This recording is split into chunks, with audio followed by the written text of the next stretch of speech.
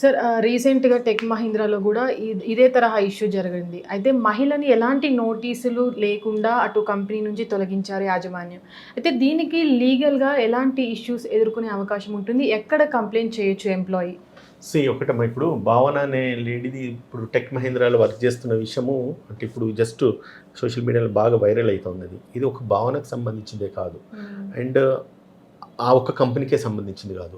ఈ హరాస్మెంట్స్ ప్రతి చోట ప్రతి కంపెనీలో వర్క్ ప్లేస్ హరాస్మెంట్స్ అన్ని రకాలుగా ఉన్నాయి. ఇదివరకు మనం ఏదైతే వర్క్ ప్లేస్లలో ఏదైతే ఆడవాళ్ళ మీద మిస్బిహేవ్ చేయడం కానీ, లేదంటే కనుక సుపీరియర్ అథారిటీస్ ఎవరైతే ఉన్నారో వాళ్ళు అనుకూలంగా వాళ్ళు ఉంటేనే వాళ్ళ వర్క్ ప్లేస్లో కంటిన్యూ అవుతారు, లేకపోతే కాదన్నది కొన్ని సందర్భాలలో మనం న్యూస్లో విన్నాం. అంటే వాళ్ళకి హెచ్ఆర్కి అనుకూలంగా ఉండాలి, మేనేజ్మెంట్కి అనుకూలంగా ఉండాలి, మేనేజర్కి అనుకూలంగా పనిచేయాలి, అయితేనే వాళ్ళు సస్టైన్ కాగలుగుతారు, లేకపోతే కాదు.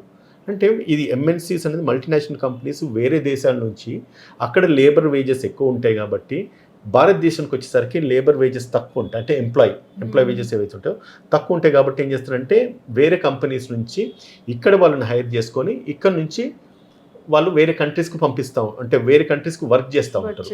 అంటే ఇన్ అమెరికన్స్ వాళ్ళు డాలర్స్ కింద పే చేస్తారు, బట్ ఇక్కడికి వచ్చేసరికి రూపీస్ కింద కన్వర్ట్ అవుతుంది.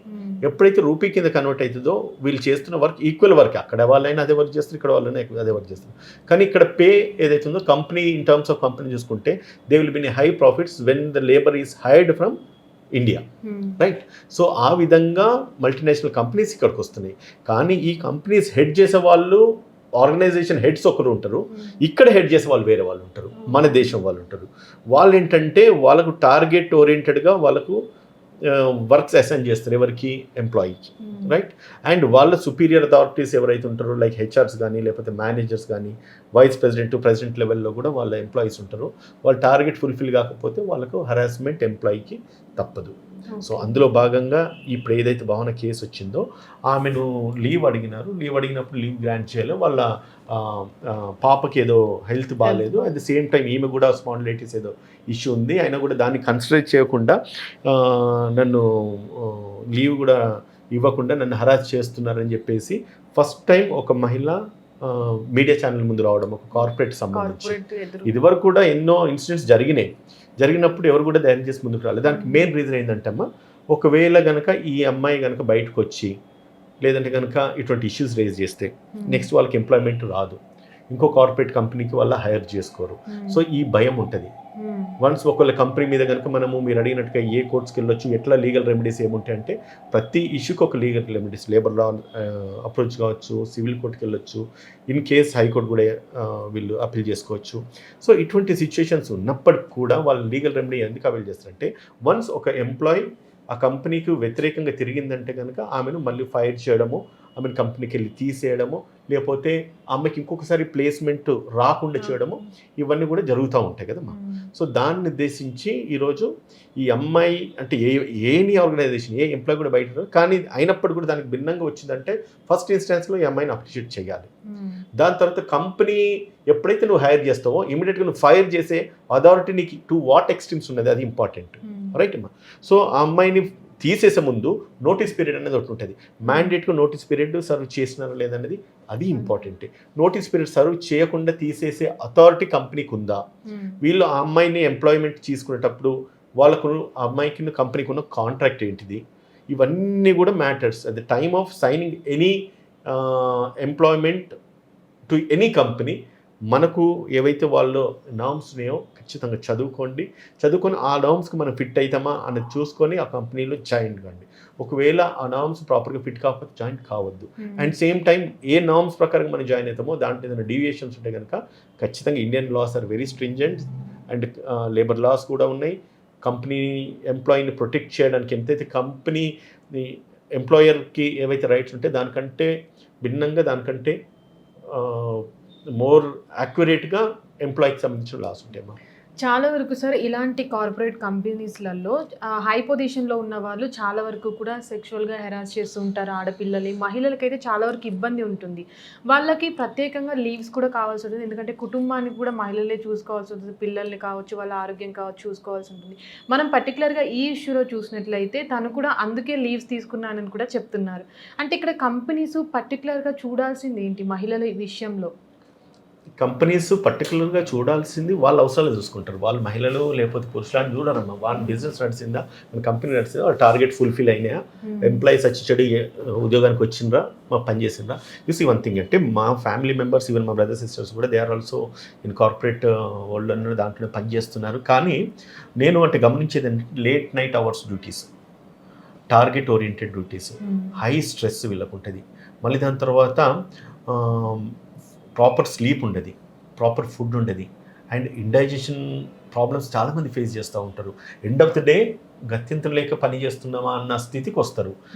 వన్స్ ఒక కంపెనీకి మనం వర్క్ చేస్తున్నామంటే ఆ company it should be like a పేరెంటల్గా ఉండాలి. అంటే మన ఓన్ పిల్లల్ని ఎట్లయితే చూసుకుంటామో అట్లా చూసుకుంటే తప్ప ఎవరు కూడా మన దగ్గర ఉండరు. మనం ఇష్టాన్ని కారు కదమ్మా. ఇప్పుడు మీరు వర్క్ చేస్తున్న ఆర్గనైజేషన్స్లో కూడా బియాండ్ మిమ్మల్ని హరాస్ చేస్తే టార్గెట్స్ ఇచ్చుకుంటే మనం పని చేయండి అంటే if it is beyond our limits it cannot be possible.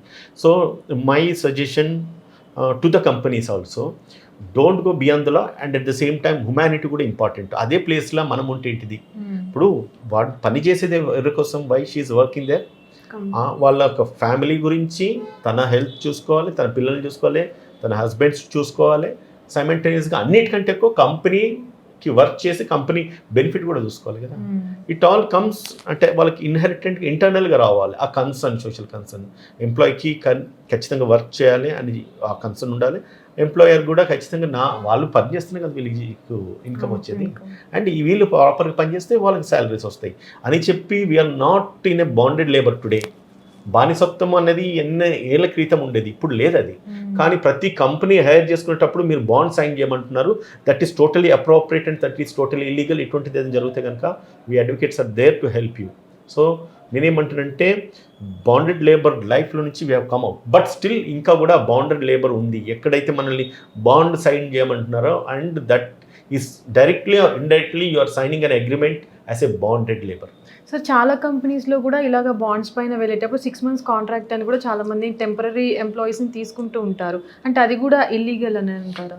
ఇప్పుడు కాంట్రాక్ట్స్ వాళ్ళు సైన్ చేస్తున్నారు, అందుకని నేను అంటున్నాను కదా, అవతలోడు కండిషన్స్ పెట్టినప్పుడు ఆ కండిషన్స్కి ఎంత మటుకు మనం బైండ్ అయి ఉండాలి.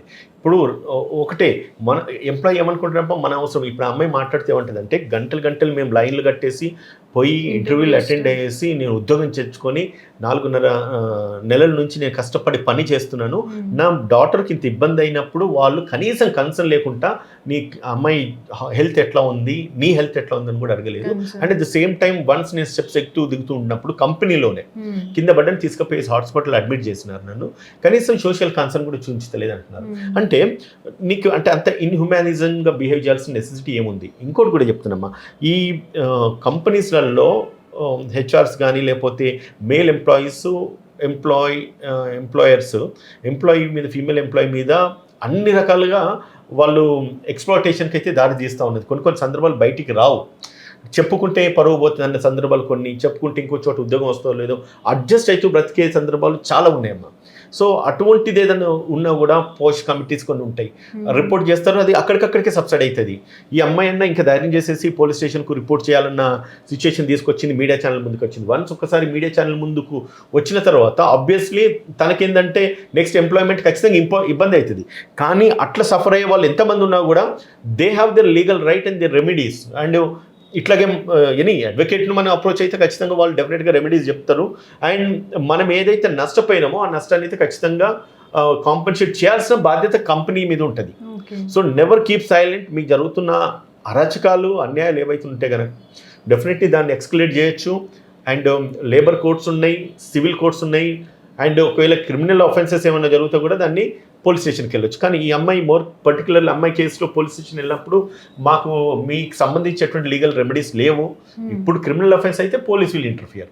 ఇది కంపెనీకి సంబంధించినదిగా company laws will come in to force, and labour employment కాబట్టి labour laws will come in to force. అందులో మీకు ఏమన్నా పేమెంట్స్, సాలరీస్ ఆగిపోయి ఉన్నాయంటే కనుక you can definitely approach civil courts కూడా అప్రోచ్ కావచ్చు. హిట్ టీవీ యాప్, ఇందులో short news, live news, entertainment shows, movies, digital magazines తో పాటు మీ జిల్లా వార్తలను కూడా ఫ్రీగా చూడొచ్చు. ఇంకెందుకు ఆలస్యం, వెంటనే హిట్ టీవీ యాప్ ని డౌన్లోడ్ చేసుకుని ఫ్రీగా ఎంటర్టైన్మెంట్ పొందండి. Hit TV app. Hit TV app. Please download Hit TV app. Hit TV యాప్ని ఫ్రీగా డౌన్లోడ్ చేసుకొని ఎంజాయ్ చేయండి. మీకు నచ్చిన ఎంటర్టైన్మెంట్ కోసం హిట్ టీవీ యాప్ ని ఫ్రీగా డౌన్లోడ్ చేసుకుని ఎంజాయ్ చేయండి. హిట్ టీవీ యాప్ని డౌన్లోడ్ చేసుకుని ఆస్వాదించండి, ఆశీర్వదించండి. ఇంతమంది సెలబ్రిటీలు హిట్ టీవీ యాప్ ని డౌన్లోడ్ చేసుకోండి అని చెప్తున్నారంటే ఎంత మంచి యాప్ ఆలోచించండి. అమెరికా అమెరికా అమెరికా అమెరికాలో చదవాలనుకునే వాళ్ళకి విశ్వసనీయమైన పేరు మన శౌర్య కన్సల్టెన్సీ. UK లో 1 year masters. UK లో 1 year masters. 2 years work permit up to 5 years visa. Contact Saurya Consultancy. Contact 89851 89851.